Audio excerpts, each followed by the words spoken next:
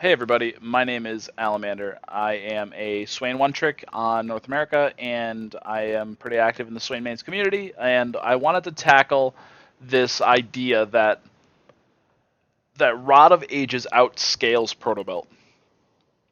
A lot of people know my Swain play from the fact that I do the Protobelt tech. I've been one of the pioneers behind that. And what I frequently hear when I go and I look at like the subreddit or the Swayman's Discord is that people say, "Well, Protobelt's great, but I don't want to. I want to be able to scale into a game." So I'm going to attempt to prove the thesis that is up here, and that thesis is that Protobelt scales better than Rod of Ages. I'm going to hit you with a bunch of numbers. I'm not going to complicate it too much, but I want to make sure that we tackle this idea that Protobelt does for Swain. Protobelt outscales Rod of Ages. That is my thesis. Apologies for the coughing. I'm still getting over a little bit of pneumonia, but we're going to hop right into it. Um, so over at the notepad, we have 2600, so RoA does cost a little bit more. And we are going to just talk about its scaling values. RoA's ability power is the same upon purchasing, and it doesn't have the active. So keep that in mind. Protobelt cost, the value of Protobelt in aggressive plays is equal to that of the AP that RoA provides. They start at the same spot, pretty much. Both are going to give 300 health when you purchase them. One is going to give you mana, one's going to give you CDR. That's the only difference.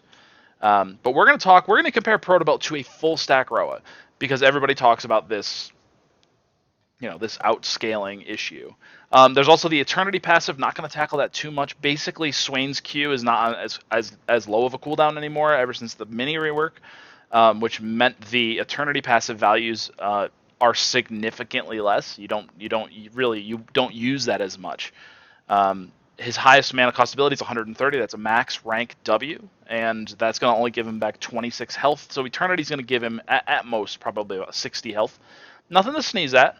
But it is more of a defensive purchase, and that should be known. And right now, in Season 10 of League of Legends, aggressive purchases are what's winning games. So let's go down to the actual numbers.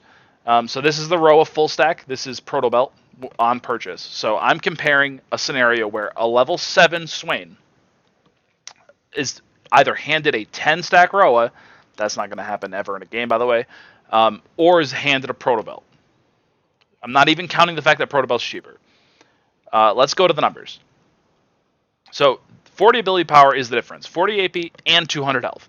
The 40 AP, what I did is I took all of Swain's abilities, I took the ratio, and then I multiplied it by the 40 ability power. So 0.3 on his passive, he's going to get 12 extra damage from that 40 ability power that he would get from that full stack RoA.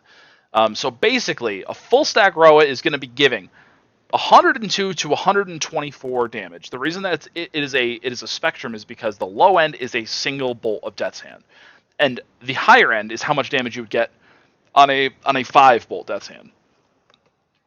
So yeah, all the numbers are there. Feel free to double check that. One thing that's not accounted for, and I'm recognizing, is it doesn't count for how many times this could churn.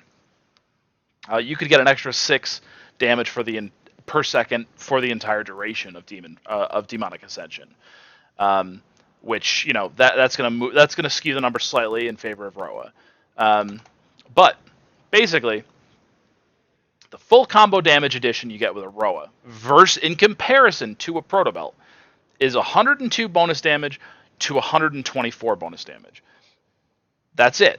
Now, the active of Protobelt starts at level 1, which you're never going to buy Protobelt at level 1, at 75 damage with a 25% AP ratio. It hits 102 damage base value at level 6. So, at level 7, a Protobelt in an aggressive play out damages a 10 stack Rod of Ages, is what I'm trying to tell you. This does not account for how it scales, and it also doesn't account for the 0.25 AP ratio that it has innately. When you add the 2.5 AP ratio, right, the quarter extra AP, if you have 100 ability power, you're throwing 25 on, and most of the time when you have a Protobelt, you're getting 60 from belt, you're getting 10 to 20 from your Dark Seals or Doran's Rings, and you usually have some stacks of Eyeball Collector, right? So you have close to that 100 mark. And basically, what I'm saying is that in a full combo, with the 0.25 AP ratio, Protobelt becomes comparable to a Rod of Ages, fully 10 stacked Rod of Ages at level 5. It outdamages it between level 7 and level 9, and the disparity between them gets a little bit larger as the game goes on.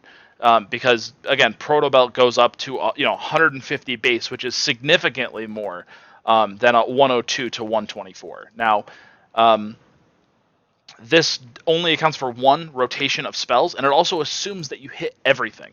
The more spells that you miss, the more valuable Rod of Ages, or the more valuable Protobelt is in comparison to Rod of Ages.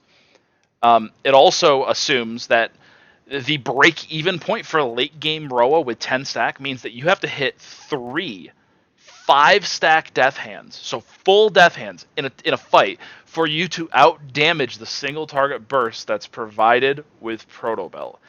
In a side-by-side comparison, that means you're getting 38 additional damage per hit. And realistically, you get 38 on top of that, and that now you're at like the 160s, 170s, right? And that's like a 10 damage difference between Protobelt and that. Most of the time, the trades for Swain are slower, and Protobelt helps speed that up. So, damage-wise, I firmly believe that Protobelt out-damages even a 10-stack RoA. The only thing that I haven't accounted for now is the health and the mana that you receive. I talk mana management in my last video, so I'm going to cover the health difference. There's a 200 health difference between Protobelt and Rod of Ages. And what I'm going to encourage you to hopefully agree with is that Protobelt's the aggression of Protobelt allows you to both play aggressively and defensively. I'll take Syndra for an example. I see Syndra throwing a Q on the ground. I know that she's going to turn that into a QE. So I'm going to Protobelt diagonally. I'm going to dodge that ability. That means I'm saving myself health while playing aggressively, while getting closer and closing the distance so that my abilities, I have a higher % chance of hitting a 5-stack Death's Hand. So now we're talking a little bit about the utility, but so I'm gonna hands off this.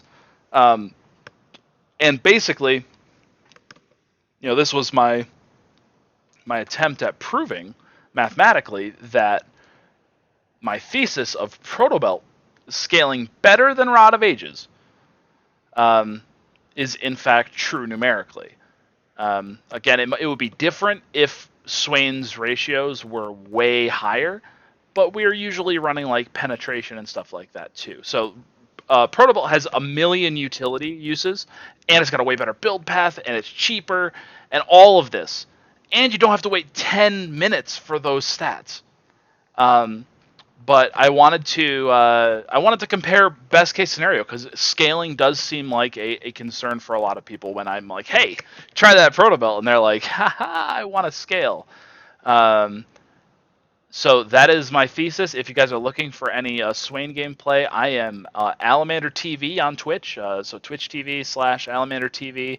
I'm trying to stream a little bit more regularly, and if you disagree fundamentally with my thesis here, go ahead and shoot a message to me directly, drop a comment, and we'll chat about it. Like, I think that the goal here is that everybody goes into Season 10 with a good idea on how to make Swain work best if you don't want to support and rush Leandries every game. So anyway, so that is it from me. Thank you so much for your time tuning in, and I'll catch you guys next time.